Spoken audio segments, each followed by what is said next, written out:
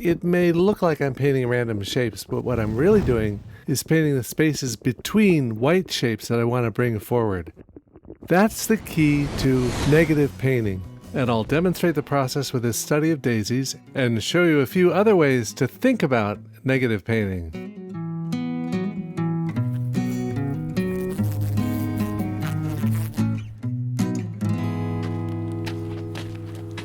I'm at the Vanderbilt Gardens, and they have some really nice rose gardens and some daisies. And the plan will be to paint around the white of the daisy petals. I'm setting up my easel, which is a tripod easel. The watercolor comes from a little pan set with some cools on the left and some warm colors on the right.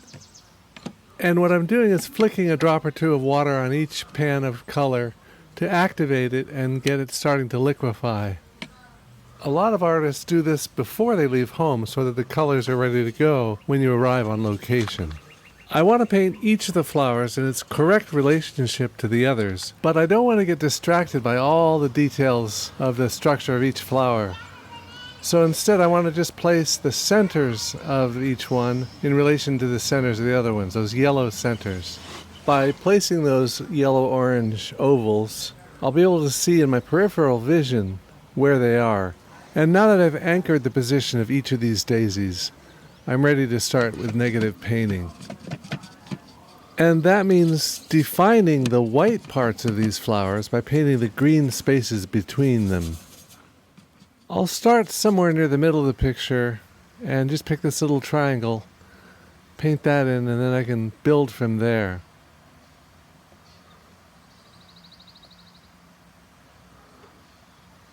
Wherever two of these petals overlap each other, I'll just leave it all white and let the viewer's eyes sort them out. If we speed up time, we can see that the negative space is a jagged shape with outside edges that match up with the outside part of the flower.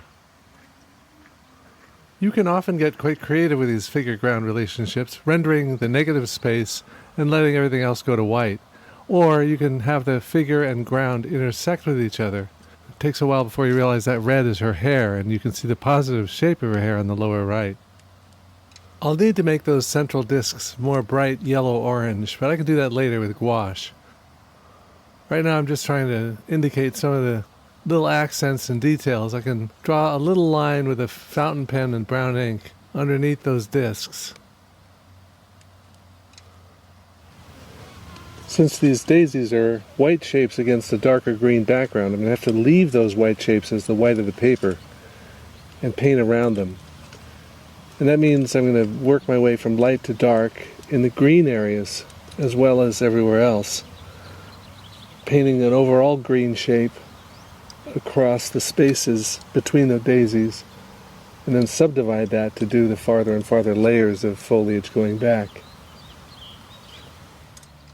As long as I keep those background areas flat, you can flip back and forth between figure and ground, but if you render something, it reads one way. It's harder to see it as a negative space.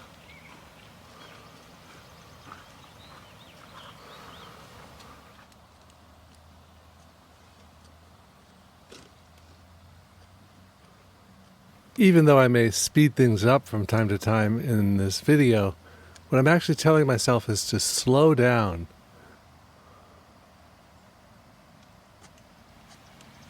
So it's a challenge to cultivate the mindset required to see things as individual shapes and to resist the temptation to simplify, cartoonify, and standardize all the forms.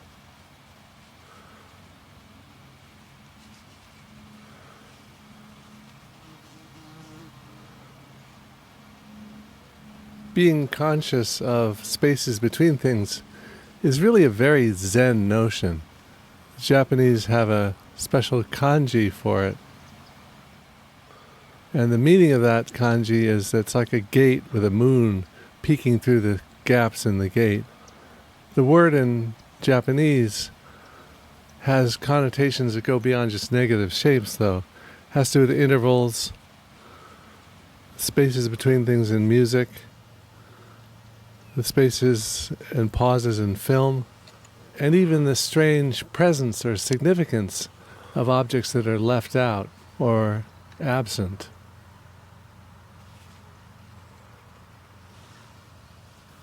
Now I'm adding the more bright yellow centers as dots of kind of wet gouache, which I'll soften up and smooth over the dome of each flower.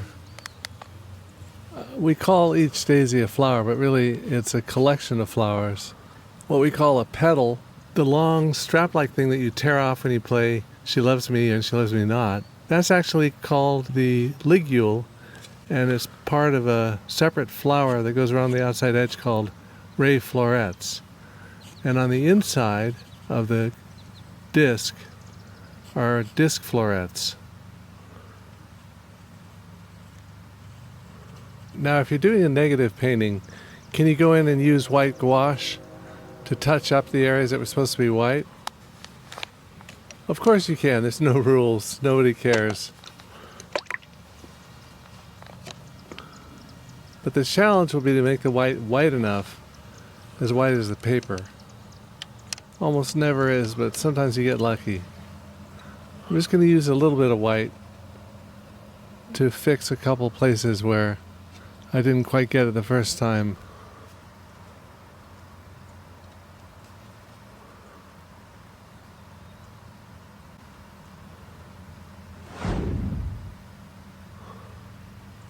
Since those ligules that are part of ray florets around the outside edge are very individual, each one is very different from the others. Some of them curve downwards. On some of them we see the ragged edge of the tip. Other ones go upward or outward at a different angle. I want to make sure to try to get some of that character. And this is just one individual daisy. I've probably got about a dozen here in this painting. As simple as this subject seems to be, I still find myself running up against constraints of time and attention. I can only focus on this for so long without my mind starting to wander. And of course, the daisies are moving and changing and wilting quite a lot, so I can't come back tomorrow to finish this.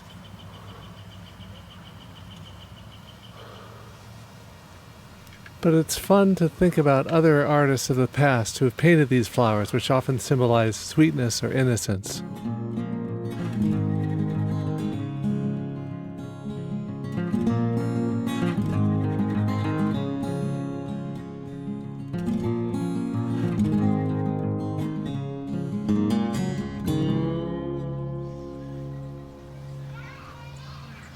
What I'm looking at are white flowers against dark green, of course.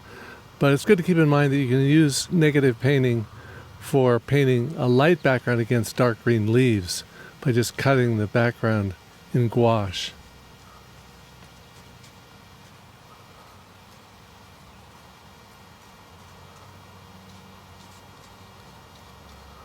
You quickly realize when you paint from nature it's impossible to capture all the detail.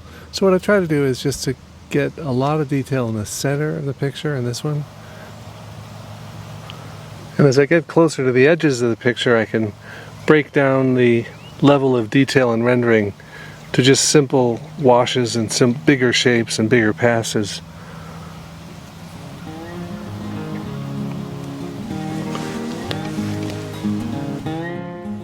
Negative painting is a lot more positive than it sounds.